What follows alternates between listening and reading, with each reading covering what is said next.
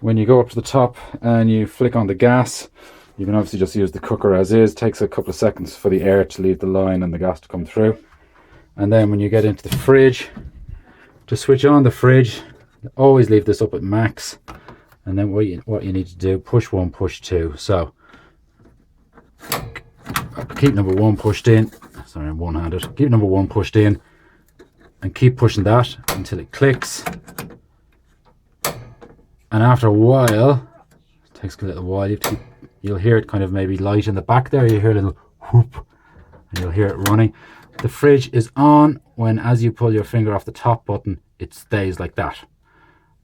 And that's when you know the fridge is on. If it comes all the way out like that, the fridge hasn't started. So you basically repeat, click, bang, bang, bang, bang. As you take your finger out, this should stay in that position.